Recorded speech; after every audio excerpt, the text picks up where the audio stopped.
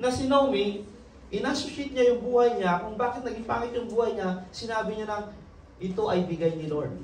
Tignan niyo, kahit hindi ko nabasahin.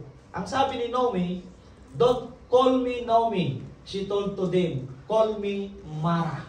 Kasi ang ibig sabihin ng Naomi na pangalan sa Bible, kaya kung may Naomi man dito na pangalan, ibig sabihin, princess. Di ba? Kapag nagkaroon ka ng anak, pwede yung pangalanan ng Naomi, princess. Huwag mong papangalanan ng Mara. Dahil ibig sabihin ng Mara, bitter. Andun na lahat ng kalungkutan, lahat ng paghihirap, yun ang ibig sabihin ng Mara. Kaya si Naomi, sabi niya, si Naomi kasi mga kapatid, ng ibang bansa, ng ibang bayan. Oh, tingnan niyo. Nandito rin tayo sa ibang bayan, di ba? Ibang bansa. Si Naomi ng ibang bayan. Pero pagkatapos niya ng ibang bayan, nung nandun siya sa ibang bayan, naghirap ang buhay niya. Baliktad. Tayo, nung nang ibang bansa tayo, dati, nung nandun pa tayo sa Pilipinas, di ba? Wala pang kulay yung buhok. O, di ba? Hindi pa nagli-lipstick, hindi pa nagli-makeup. Pero nung nang ibang bansa, wow, nakakabili na ng lipstick.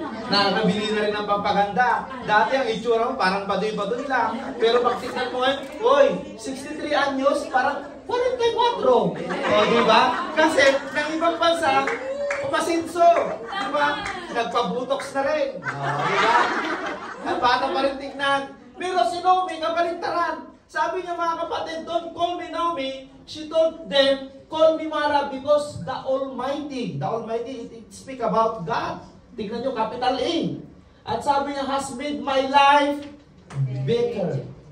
Sinisi niya ang Diyos, di ba? At ang sabi niya, I went away full. Umalis ako dito sa lugar natin na masagana, maganda ang buhay, mayaman. Sabi niya, but the Lord has brought me back empty. Umuwi ako dito sa lugar natin, sa bahay natin. Walang-wala na ako. Naghihirap na yung buhay ko. Sabi niya, why call me Naomi? The Lord has afflicted me. No. Sabi niya, the Lord has afflicted me. Pinahirapan ako ng Diyos. The Almighty has brought misfortune upon me. Pero niyo si Naomi, mga kapatid, sabi ng kanya mga kapitbahay, nung nakita siya, oh, yun na, may kumista ka na. Ay, huwag niyo na akong tawagin. Pero mo, kasi hindi na nababagay sa akin yan. Inassociate niya yung naranasan niyang hirap na yun ang kagustuhan ni Lord. Hindi ba binaldas niya lang yung mga bagay na binigay ni Lord sa kanya? Hindi niya napangalagaan. Minsan ng tao ganyan. Nung na-aksidente, ay, ito na siguro yung palo ni Lord sa akin. Ito na yung gusto ni Lord sa akin. Bakit hindi ka kasi nag-iingat? Kasalanan patuloy ni Lord. Will patuloy ni Lord na na-aksidente ka? Hindi. Ayaw ni Lord na ma-aksidente ka. Take note this word.